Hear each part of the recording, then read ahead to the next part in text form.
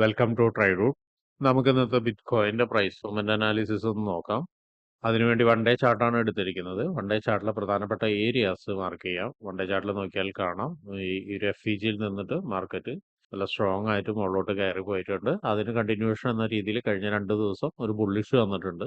ഇന്ന് market open ചെയ്തിട്ട് ഇൻഡിസിഷനിലാണ് നിൽക്കുന്നത്. എനിവേ മാർക്കറ്റ് മുകളിലോട്ട് പോവുകയാണെങ്കിൽ എത്താൻ സാധ്യതയുള്ള ഒരു ലെവൽ എന്ന് പറയുന്നത് ഈ ക്യാൻഡിലിന്റെ ഹൈ ആണ്. അതായത് ഒരു സ്വിംഗ് ഹൈ ആയിട്ട് കിട്ടും നമുക്ക്. അതുപോലെ താഴോട്ടേക്ക് വരികയാണെങ്കിൽ മാർക്കറ്റ് എത്താൻ സാധ്യതയുള്ള ഒരു ലെവൽ എന്ന് പറയുന്നത് ആദ്യത്തെ ലെവൽ ഈ ഒരു ക്യാൻഡിലിന്റെ ഹൈ ആണ്. അടുത്ത് വീണ്ടും താഴോട്ടേക്ക് ഇറങ്ങുകയാണെങ്കിൽ ഈ ഒരു ലെവലിലേക്ക് ഇറങ്ങാനുള്ള ഒരു സാധ്യത കാണുന്നുണ്ട്. അപ്പോൾ ഇത്രയാണ് പ്രധാനപ്പെട്ട ഏരിയാസ് വൺ ഡേ ചാർട്ടിൽ മാർക്ക് ചെയ്തിടുന്നത്. ഇനി നമുക്ക് 1 അവറിലേക്ക് പോവാം.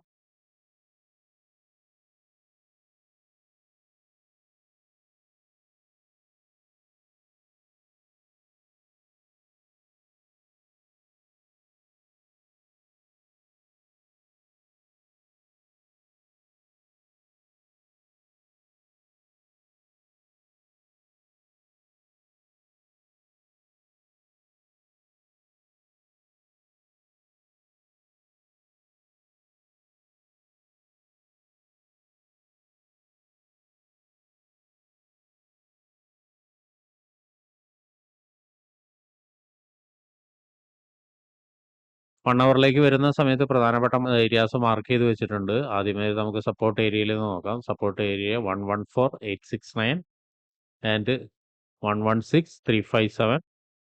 അതുപോലെ തന്നെ റെസിസ്റ്റൻസ് ഏരിയ 119,494 ആൻഡ് 121.025. ഇത്രയാണ് പ്രധാനപ്പെട്ട ഏരിയ 1 അവറിൽ മാർക്ക് ചെയ്തിടുന്നത്. ഇനി നമുക്ക് 50 മിനിറ്റ്സിലോട്ട് പോയിട്ട് എൻട്രി സാധ്യതകളൊന്ന് നോക്കാം. 50 മിനിറ്റ്സിൽ എൻട്രി സാധ്യതകൾ നോക്കുന്നതിന് മുന്നേ പ്രധാനപ്പെട്ട കുറച്ച് ഏരിയാസ് നമുക്ക് മാർക്ക് ചെയ്തിടാം. ആദ്യമായിട്ട് മാർക്ക് ചെയ്തിടുന്ന ഒരു സപ്പോർട്ട് ഏരിയ ആണ്. അതിന്റെ കളർ ഒന്ന് ചേഞ്ച് ചെയ്തിടുന്നുണ്ട്. അതിന്റെ പ്രൈസ് ഒന്ന് നോട്ട് ചെയ്തിടാം. 117,312 ആൻഡ് 117,802. ഇതാണ് ഒരു ലെവല്. ഇനി അടുത്ത ലെവൽ എന്നുള്ളത് ഈ ഒരു ലെവലാണ്. അതിനെയും ഒന്ന് മാർക്ക് ചെയ്തിടുന്നുണ്ട്.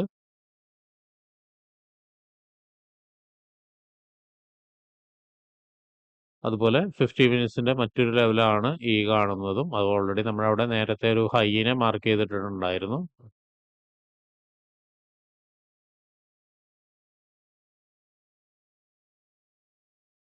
ഇനി എൻട്രി സാധ്യത എന്ന് പറയുന്നത് ഈ ഒരു ലെവലിനെ ബ്രേക്ക് ചെയ്ത് താഴോട്ടേക്ക് ഇറങ്ങുകയാണെങ്കിൽ, അതായത് ഒരു ചെറിയ കൺഫർമേഷനോട് കൂടിയിട്ട് ഇറങ്ങുകയാണെങ്കിൽ നമുക്ക് എക്സ്പെക്ട് ചെയ്യാവുന്ന എൻട്രി സാധ്യത എന്ന് പറയുന്നത് ഈ ലൈനിലേക്കാണ് ടാർഗറ്റ്.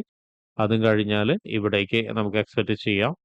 ഇവിടെ നിന്നിട്ടൊരു കൺഫർമേഷൻ കിട്ടുകയാണെങ്കിൽ ചിലപ്പോൾ ഒന്നുകൂടി മുകളിലോട്ട് പോകാനുള്ള ഒരു സാധ്യത കാണുന്നുണ്ട്. അല്ലെങ്കിൽ ഒരുപക്ഷെ ചെറിയൊരു കൺഫർമേഷൻ എടുത്തിട്ട് വീണ്ടും ഇവിടേക്ക് വന്നതിന് ശേഷം വീണ്ടും ഇതിനെ ബ്രേക്ക് ചെയ്തിട്ട് വീണ്ടും താഴോട്ടേക്ക് തന്നെ ഇറങ്ങാം. ഈ ഒരു 50 മിനിറ്റ്സിന്റെ സപ്പോർട്ടിനെ ബ്രേക്ക് ചെയ്തിട്ട് വീണ്ടും താഴോട്ടേക്ക് ഇറങ്ങിയിട്ട് ഈ ലെവലിലേക്ക് ഇറങ്ങാൻ സാധ്യതയുണ്ട്. ഇവിടെ വന്നതിന് ശേഷം ഒരുപക്ഷെ വീണ്ടും ഒരു സപ്പോർട്ട് എടുക്കാം. അല്ലെങ്കിൽ ഇവിടെ വന്നതിന് ശേഷം ഒരു പുൾ ബാക്കോ കിട്ടാനുള്ള ഒരു സാധ്യത കാണുന്നുണ്ട്. അപ്പൊ ഇതാണ് ഒരു സാധ്യത എന്നുള്ളത്. ഇനി മറ്റൊന്ന്, ഇവിടെ വന്നതിന് ശേഷം മാർക്കറ്റ് ചിലപ്പോൾ ഒരു കൺഫർമേഷൻ എടുത്തിട്ട് നല്ല രീതിയിലൊന്ന് മുകളിലോട്ട് പോയിട്ട് ഈ ഒരു ഏരിയയിലേക്ക് മാർക്കറ്റ് വീണ്ടും വരാനുള്ള ഒരു സാധ്യത കാണുന്നുണ്ട്. അവിടെ നിന്നിട്ട് ഒരുപക്ഷെ ഒന്ന് താഴോട്ടേക്ക് ഇറങ്ങാനുള്ളത്. അതല്ലെങ്കിൽ ഇവിടെ നിന്ന് ഒരുപക്ഷെ മാർക്കറ്റ് ചെറുതായിട്ടൊന്ന് താഴോട്ടേക്ക് ഇറങ്ങിയിട്ട് ഒരു സപ്പോർട്ട് എടുത്തിട്ട് വീണ്ടും ഇതിനെ ബ്രേക്ക് ചെയ്തിട്ട് മുകളിലോട്ട് പോവുകയാണെങ്കിൽ, അതായത് ഈ ലെവലിന് മുകളിലോട്ട് പോവുകയാണെങ്കിൽ വീണ്ടും ഓൾ ടൈം ഹൈയിലേക്ക് തന്നെ മാർക്കറ്റ് എത്താനുള്ള ഒരു സാധ്യതയും കൂടി കാണുന്നുണ്ട്. അപ്പോൾ ഇത്രയാണ് ഇന്നത്തെ BTCയിലുള്ള എൻട്രി സാധ്യതകൾ എന്നുള്ളത്. അതിൽ ശ്രദ്ധിക്കേണ്ട മറ്റൊരു കാര്യം, ഈ ലെവലിലേക്ക് എത്തുന്ന സമയത്ത് ഒരുപക്ഷെ മാർക്കറ്റ് വീണ്ടും ഒരിക്കൽ കൂടിയിട്ട് താഴോട്ടേക്ക് തന്നെ വരാം.